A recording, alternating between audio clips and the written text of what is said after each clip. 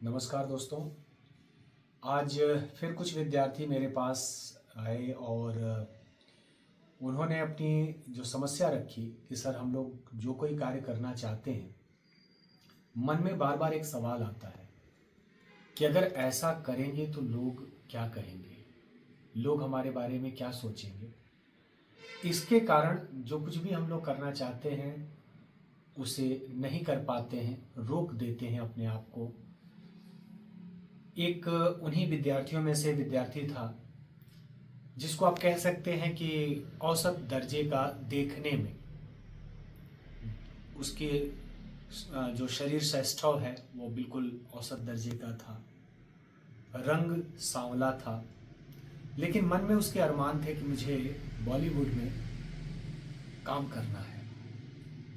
लेकिन वो ये सोच करके और अपने आप को रोक लेता था कि लोगों के बीच, माता पिता, रिश्तेदार, नातेदार, जहाँ कहीं भी अपने इस लक्ष्य के बारे में किसी से बात साझा करेगा तो लोग उपहास उड़ाएंगे, कहेंगे कि अपनी पहले सूरत नहीं देखते और ये चले हैं हीरो बनने, बॉलीवुड जाएंगे। मैंने उन बच्चों को कई ऐसे उदाहरण दिए जो बॉलीवुड में शक्ल सूरत के मामले में औसत दर्जे के थे, लेकिन अपने अभिनय से अच्छों को अपना लोहा मनवा लिए। उदाहरण के लिए हम सब के बीच राजपाल यादव हैं जो अपनी हास्य अभिनय के लिए जाने जाते हैं। इस तरह के कई कलाकार आपको दिख जाएंगे। यहाँ तक कि शुरुआती दौर में अमिताभ बच्चन जब शुरू के दौर में संघर्ष के दिनों में फिल्मों में आए तो तमाम डायरेक्टर उनको फिल्मों में लेने से इनकार कर देते थे।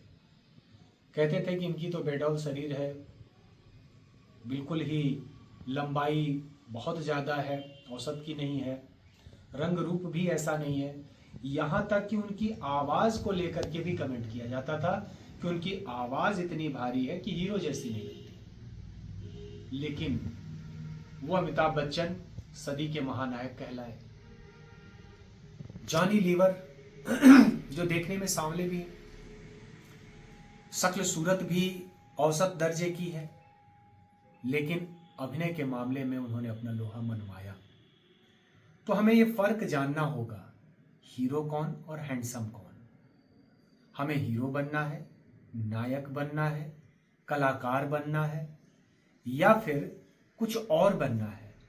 अपने अंदर के उस गुण, उस क्वालिटी को हमें इम्प्रूव करना होगा और जहां कहीं भी अवसर मिले उस अवसर के समय उसको समुचित उपयोग करना पड़ेगा उस गुण को, तभी लोगों तक अपने गुण का मैसेज हम दे पाएंगे, संदेश दे पाएंगे।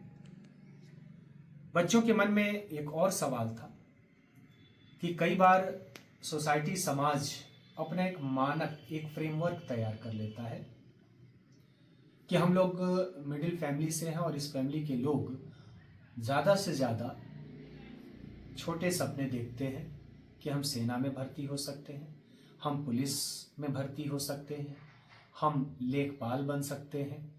इसके अलावा अगर कोई बड़ा सपना देखता है तो लोग फिर वही सवाल करते हैं, मन में अपने ही सवाल आता है कि लोग क्या कहेंगे, और वास्तव में लोग उसको नेगेटिव रूप में लेते हैं। मैंने उन बच्चों से फिर से वही बात रखी कि आपको अपने अंदर के उन गुणों को पहचानना है, उन्हें और उभरने देना है, मजबूती से उनको सामने रखना है। लक्ष्य तय करिए, अपने संसाधन साधनों के अनुरूप लक्ष्य तय करिए और उस लक्ष्य को पाने की ललक मन में जगाकर लक्ष्य के प्रति आगे बढ़िए। लोग क्या कहेंगे, इन बिंदुओं पर मैं बाद में आऊँगा कि कब हमें इस बात पर विशेष ध्यान देना चाहिए कि लोग क्या कहेंगे। लेकिन ज़्यादातर अवसर जब हमें अपने लक्ष्य को पाने के लिए, हमें आत्मविश्वास को बढ़ावा देने के लिए जब कभी भी इस तरह के अवसर आए तो मन से ये सवाल हमें हटाना ही होगा कि लोग क्या कहेंगे।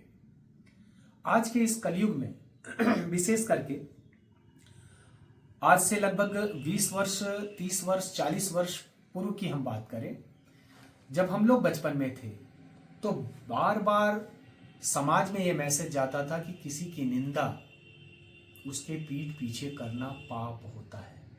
लोग बचते थे, किसी की बुराई करने से लोग बचते थे।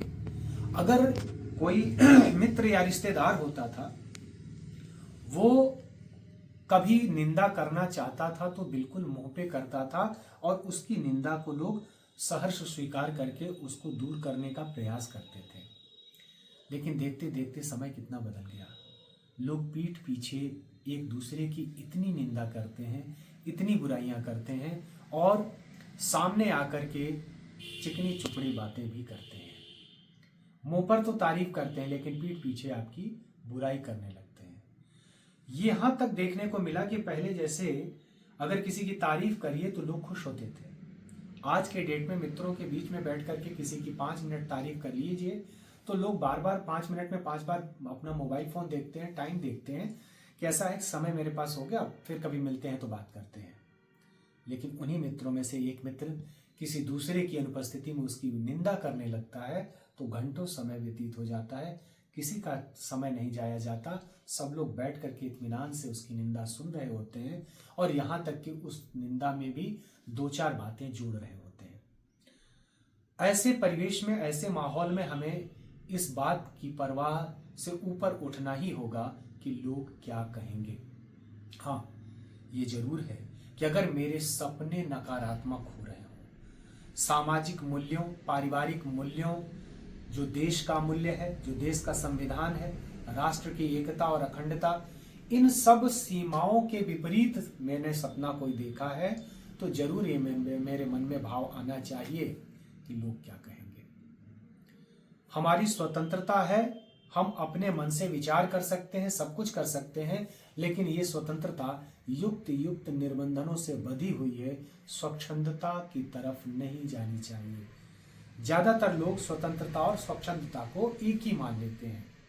स्वच्छंदता असीमित स्वतंत्रता का अधिकार देती है, जबकि स्वतंत्रता युक्त युक्त निर्बंधन यानी कुछ मानक, कुछ मूल्य ऐसे हैं जो हमें एक लिमिट, एक दायरे में हमें रखना चाहते हैं और उसके बाद ही हम अपनी आजादी, अपनी स्वतंत्रता का उपभोग कर सकते हैं।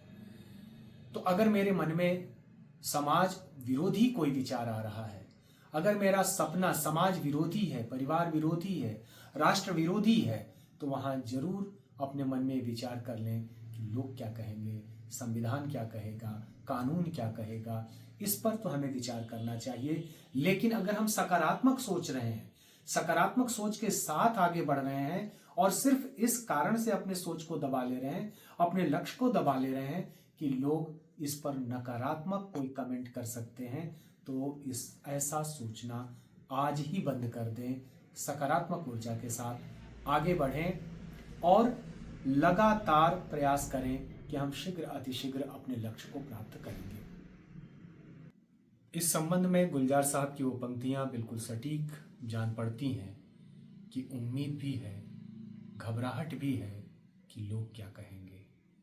उम्मीद भी है, घबराहट भी है कि लोग क्या कहेंगे, लेकिन डर भी है कि कहीं ऐसा न हो कि लोग कुछ भी ना कहें।